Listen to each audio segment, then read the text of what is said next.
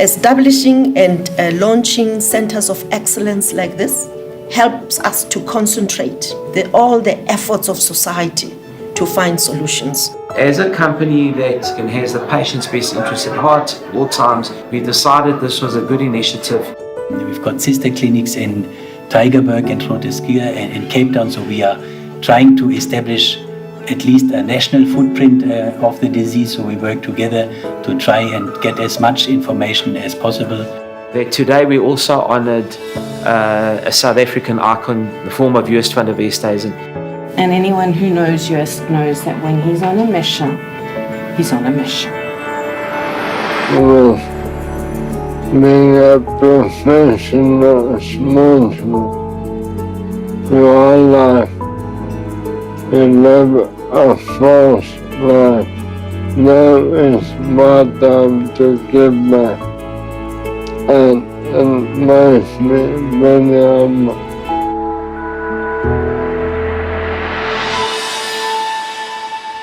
She was very outgoing, whenever she needed something, like, she really needed to get something for me, she'd do her best to do it. So I really look up to her, and that's why I decided that a lot of things of mine, I'm going to stop and take care of her. Yes, she was a police captain at the Deer police station. It's just next to us here.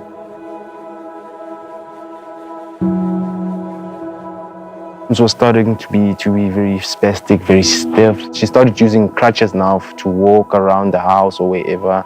Then her speech sometimes would go away and come back, and yeah. Yeah, she got sick.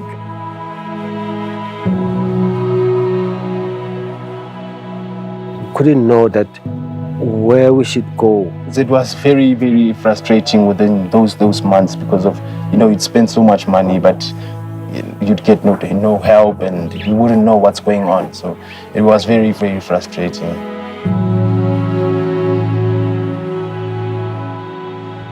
Oh, it was bad, but we have to accept it.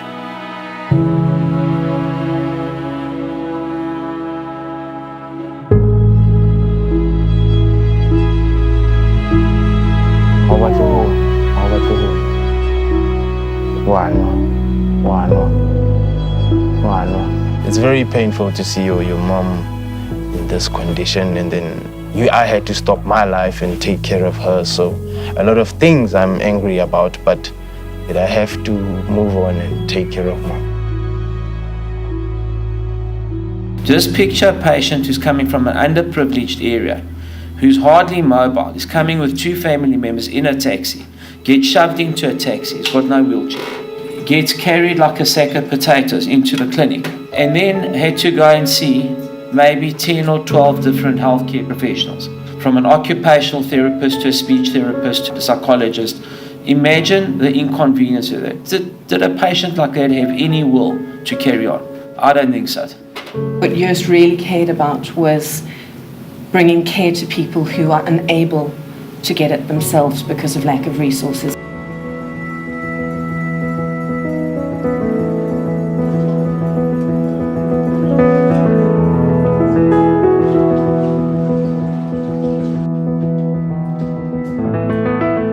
I met Batman, but no, my North. Maybe sharing that knowledge.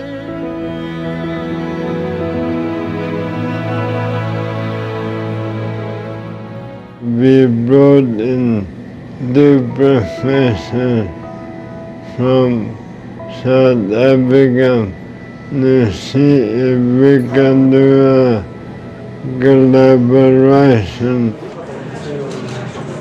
Joost was really excited because he felt things were going to come together and that we could replicate some of what we saw. And what we saw at those centres of excellence was that people had access to multidisciplinary care and they could participate under the same roof in research. At the time in South Africa, that did not exist. And Joost pulled us aside and he said, when we get home, we are going to build us a centre. That was the day that An Impossible Dream was born. It was also the day that the Joost van der Westhuizen Centre for Neurodegeneration, which has to be the longest name in history, was born. With support of the Baragwanath Hospital Management Team and the Department of Health and obviously University, we have them gradually tried to develop a clinic. It took us about a year to get this all going. We want to thank you as a family for sharing just with us. Is a hero for South Africa. He's a South African hero. And even now, when he has parted from this world, he remains a hero in terms of giving us hope, re-energizing us to even do more for society.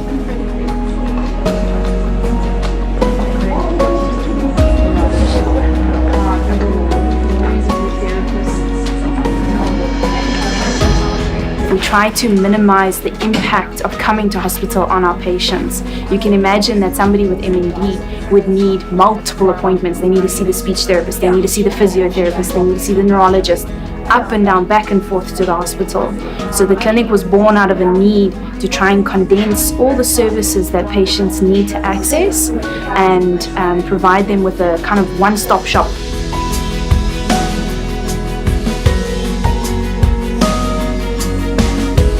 There were so many doctors there. That's what I like at Bara. And we try and implement as many compensatory strategies as we can, whether that's recommending alternative feeding, so peg tubes, feeding tubes, physiotherapy, looking at adapting their mobility, occupational therapy, looking at adapting maybe they need a wheelchair or an assistive device to help them access things in their environment, and then also looking at their communication.